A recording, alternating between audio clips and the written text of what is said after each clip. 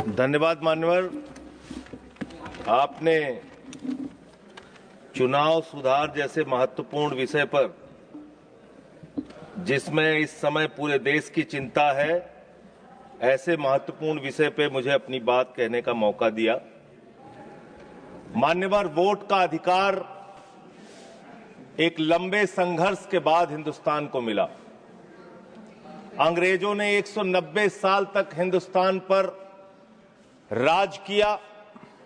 उनके खिलाफ हमारे क्रांतिकारियों ने, शहीद आजम भगत सिंह ने कुर्बानी दी, शहीद सुखदेव ने कुर्बानी दी, शहीद राजगुरु ने कुर्बानी दी, शहीद राम प्रसाद बिस्मिल ने कुर्बानी दी, शहीद खुदीराम बोस ने कुर्बानी दी, शहीद अशफाक उल्लाह ने कुर्बानी दी, शहीद रोशन सिंह ने कुर्बानी दी, और राष्ट्रपिता महात्मा गांधी ने त्याग और बलिदान से इस देश को आजाद कराया। और जब हमारा मुल्क आजाद हुआ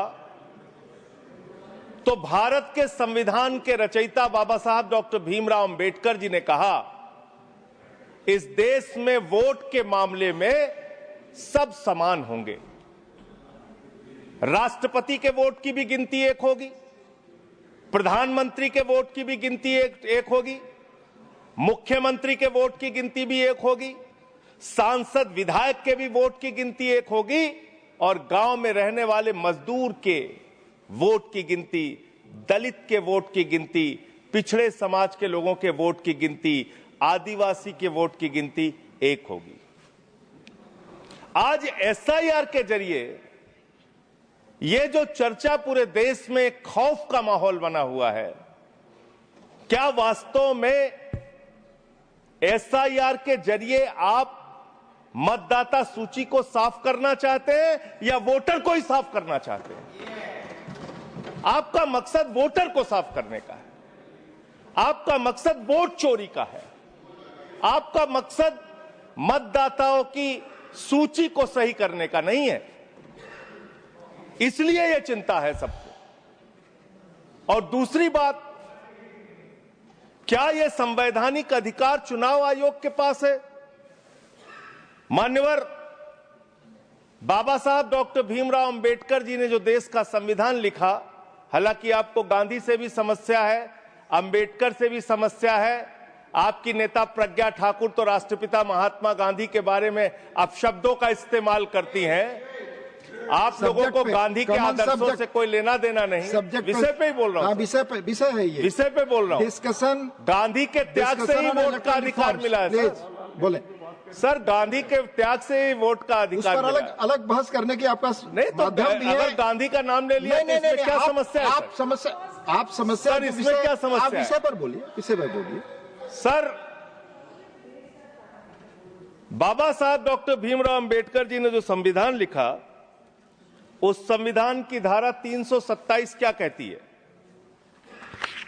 power of parliament to make provision with respect to elections to legislatures subject to the provisions of this constitution, parliament from time to time by law make provision with respect to all matters relating to or in connection with elections to either house of parliament or to the house of or either house of the legislature of a state, including the preparation of electoral rolls, the delimitation of constituencies and all other matters necessary of securing the due constitution of such house or houses।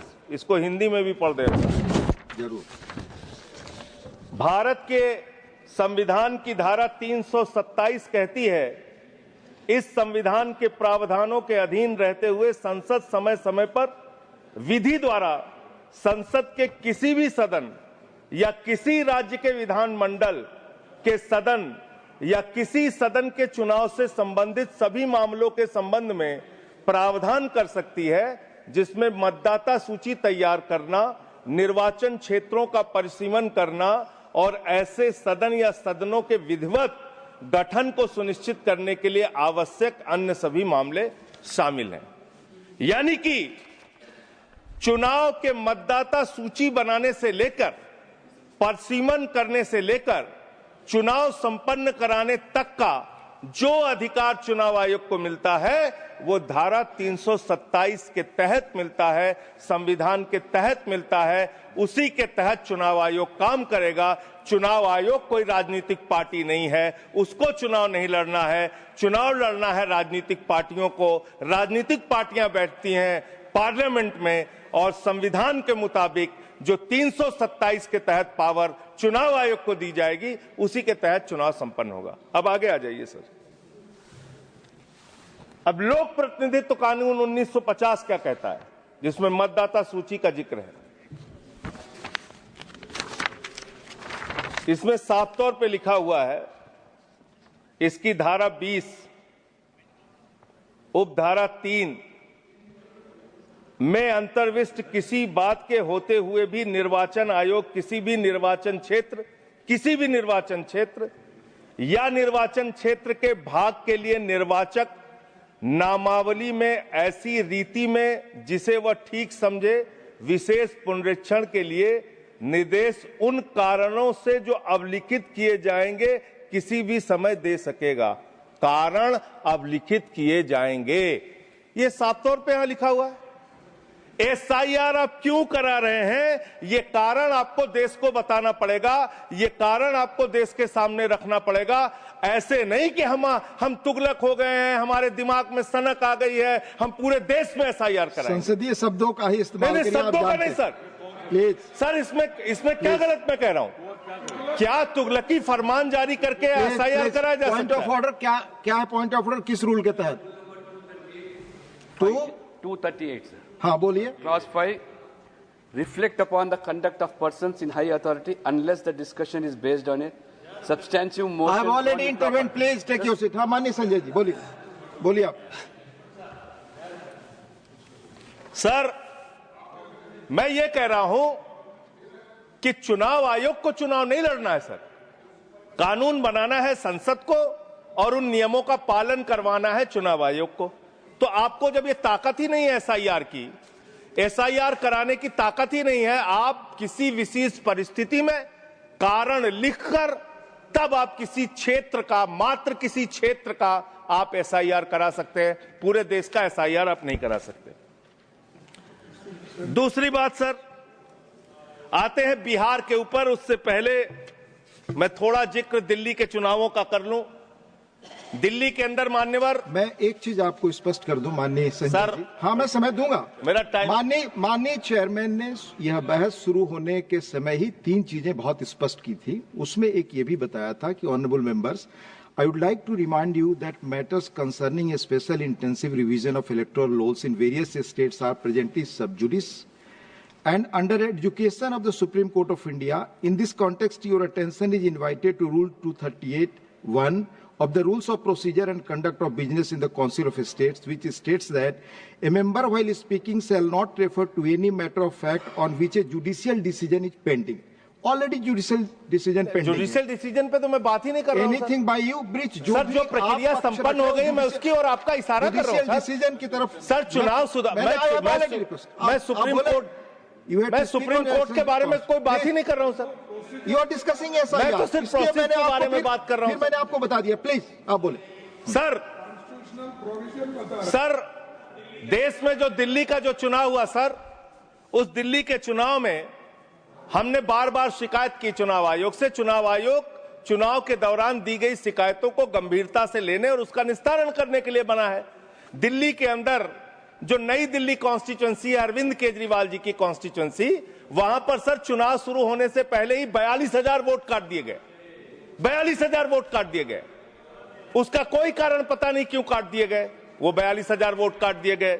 मान्यवर, इसी विधानसभा के क्षेत्र में लोकसभा के चुनाव में जिन मंत्रियों के घर में 3 वोट था, जिन सांसदों के घर में 5 वोट था, वहां किसी के घर में 33 वोट हो गया, किसी के घर में 26 वोट हो गया, किसी के घर में 22 वोट हो गया। और इसका सारा प्रमाण मान्यवर हम लोगों ने चुनाव आयोग को लिख कर दिया। तो आप तो कहते हैं मुसलमान देश की आबादी बढ़ा रहे हैं, आप तो 6-6 महीने में 18-18 साल के बच्चे बढ़ा ले रहे हैं, 33-33 वोट बढ़ा ले रहे हैं। ये कहां से आ रहे हैं? ये कहां से आ रही है? आबादी आपकी कैसे बढ़ रही है? दिल्ली में पूरी तरीके से आपने चुनाव का घपला किया, जिसका हम लोगों ने लिखित शिकायत दी थी। एक ही भारतीय जनता पार्टी के पदाधिकारी ने 11,000 वोट कटवाने के लिए शाहदरा में एप्लीकेशन दी थी। 24 बीजेपी के कार्यकर्ताओं ने 4800 वोट कटवाने की एप्लीकेशन जनकपुरी में। सर चुनाव की गड़बड़ी, सर चुनाव की गड़बड़ी, क्या सर चुनाव की गड़बड़ी पे हम नहीं बोल सकते? सर फिर हमारा टाइम जा रहा है, सर फिर हमारा टाइम जा रहा है। Speak on the subject. आपका समय जा रहा है क्योंकि आप विषय से बाहर बोल रहे हैं। सर आप बताइए, चुनाव की गड़बड़ी पे मैं नहीं बोल सकता। सर मैं आपसे विनम्रतापूर्वक पूछना चाहता हूं, क्या चुनाव की गड़बड़ी पे मैं नहीं बोल सकता? आप चुनाव में हो रही गड़बड़ियों पे नहीं बोल सकता। इलेक्शन रिफॉर्म्स के पक्ष और विपक्ष तो में हम आपको इलेक्शन बोलना है रिफॉर्म्स जो कैसे होगा जब गड़बड़ियां नहीं बताएंगे? सर उन चीजों के बारे में जब जो पहले गड़बड़ियां उठा चुके बताएंगे हैं तो रिफॉर्म्स कैसे होगा? संसद में उठा चुके हैं जिन चीजों को। सर मैं आपसे हाथ जोड़कर पूछना चाहता हूं, एक सेकंड प्लीज। सर मैं आपसे विनम्रता पूर्वक पूछना चाहता हूं, चुनाव की गड़बड़ियों के बारे में अगर सदन को आपको नहीं बताऊंगा सर, तो उसका रिफॉर्म्स कैसे होगा? तो दिल्ली में अगर एक गड़बड़ी हुई है, जरूर आप बोले, ये आपका अधिकार है, पर स्पेसिफिक जो उदाहरण दे रहे हैं उसके बारे में पहले आप उठा चुके हो, अमान्य हो चुकी है चीजें। प्लीज नहीं सर, नहीं सर, नहीं सर, सर आपका समय जा रहा है। Please come on the subject. Delhi के अंदर बड़े पैमाने पर वोट काटे गए और चुनाव में खुलेआम गड़बड़ियां की गई। अब बात करते हैं बिहार में। सर बिहार में आपने अचानक कहा पूरे राज्य का SIR होगा। SIR आपने कराया, करीब 65 लाख वोट काट दिए वहां पे। और मान्यवर, मैं आपके सामने कुछ विधानसभाओं की सूची पढ़ना चाहूंगा। मोतिहारी में 54,000 वोट काट दिया, बीजेपी 13,000 वोट से जीती। गोपालगंज में 66,000 वोट काट दिया, बीजेपी 28,000 वोट से जीती। संजय जी बरौली में 46,000 वोट काट दिया, बीजेपी 12,000 वोट से जीती। अनमोल में 37,000 वोट काट दिया, बीजेपी। ये सारी चीजें सुप्रीम कोर्ट में नहीं जाएगी रिकॉर्ड पे। प्लीज सर ये गड़बड़ी पे बात हो रही है। प्लीज गड़बड़ी मेरा समय चला जा रहा है, सुप्रीम कोर्ट के पास है। सर मेरा टाइम जा रहा है। सर विषय पर बोलिए। सर विषय पर बोल रहा हूँ सर। नहीं विषय पर नहीं बोल रहे। विषय ऐसे तो फिर बात नहीं हो पाएगी। ठीक है सर, ऐसे बात नहीं हो पाएगी। आप हमारा टाइम खराब कर रहे हैं। विषय पर बोलिए। नहीं मेरा सारा समय चला जा रहा है सर। आप विषय पर बोलिए। जो चीज सब जुडिस है उसके बारे में honourable chairman has made it clear. Please. बोलते वक्त इलेक्शन में ऐसे गड़बड़ियां होते हैं, उसको क्या करना चाहिए ये बता रहे हैं। ये सारे कंप्लेन माननीय LOP सुप्रीम कोर्ट के पास है। ये सब जुडिस मामला है, इस पर मैं अलाउ नहीं करूंगा। ऑलरेडी चेयरमैन ने कहा। माननीय संजय सिंह आपका समय जा रहा है। आप प्लीज माननीय सर, आप बोलने ही नहीं दे रहे हैं। फिर ऐसे बोलने नहीं दे रहे हैं आप कानून। सर चुनाव की गड़बड़ियों के बारे में नहीं बोलेंगे? आप संवैधानिक मर्यादाओं, चुनाव की गड़बड़ियों के बारे में नहीं बोलेंगे? चेयर पर आरोप करेंगे, ये आपको फ्रीडम है। आप कुछ भी कह सकते हैं नियम कायदे के बाहर जाकर के। ठीक है सर। दूसरी बात सर, प्लीज EVM का इस्तेमाल देश के अंदर शुरू हुआ। प्लीज। और जब EVM का इस्तेमाल शुरू हुआ अपनी जगह बैठे, तो देश में तमाम बहस शुरू हुई। और EVM के ऊपर सबसे पहला किसी ने सवाल उठाया तो उस व्यक्ति का नाम है GVL नरसिम्हा। उन्होंने बाकायदा किताब लिखी है कि लोकतंत्र के ऊपर खतरा है ये EVM। और उसके बारे में लाल कृष्ण आडवाणी जी ने उनकी किताब के प्रशंसा करते हुए और EVM पे सवाल होते हुए, अब इस पे भी समस्या है, इस पे भी। तो उस पे पूरा EVM के ऊपर सबसे पहले इन लोगों ने सवाल उठाया। EVM किन किन देशों में था और कहां कहां बैन हो गया, मैं पढ़ के बता दे रहा हूं। जिन जिन देशों में बैन हो गया, जर्मनी में, नीदरलैंड में, आयरलैंड में, UK में, फ्रांस में, पुर्तगाल में, इटली में, ऑस्ट्रेलिया में, नॉर्वे में, कनाडा में, बेल्जियम में, साउथ कोरिया में, इन तमाम देशों में EVM था। EVM बंद हो गया। लेकिन मुझे एक मन में शंका होती है जो आपके माध्यम से उधर बैठे हुए लोगों से पूछना चाहता हूं। प्रधानमंत्री जी का आप बहुत गुणगान करते हैं। आप कहते हैं प्रधानमंत्री जी बहुत लोकप्रिय हैं, प्रधानमंत्री जी की लोकप्रियता चमक रही है, वो महामानव हैं, विश्व गुरु हैं। तो ये कौन सी लोकप्रियता है प्रधानमंत्री जी की कि भाई प्रधानमंत्री जी की कौन सी लोकप्रियता है कि ईवीएम से चुनाव कराएंगे तो लोकप्रियता कायम रहेगी, बैलेट से चुनाव कराएंगे तो लोकप्रियता खत्म हो जाएगी। अरे भैया, दोनों में अगर लोकप्रियता कायम है तो बैलेट से चुनाव करा लो, उसमें भी पता चल जाएगा कितने लोकप्रिय है प्रधानमंत्री जी, कितनी लोकप्रिय है भारतीय जनता पार्टी, कितने लोकप्रिय हैं आप लोग, ये आपको पता चल जाएगा। दूसरी बात मान्यवर, दूसरी बात, आपने अभी मैंने सुना कि डिटेंशन सेंटर बनाएंगे घुसपैठियों के लिए, और यह कहा गया कि इस पूरी चुनाव की प्रक्रिया के तहत जो लोग पकड़े जाएंगे घुसपैठिए, उनको उस डिटेंशन सेंटर में रखा जाएगा। मैं आपके माध्यम से इस सरकार से पूछना चाहता हूं, 11 साल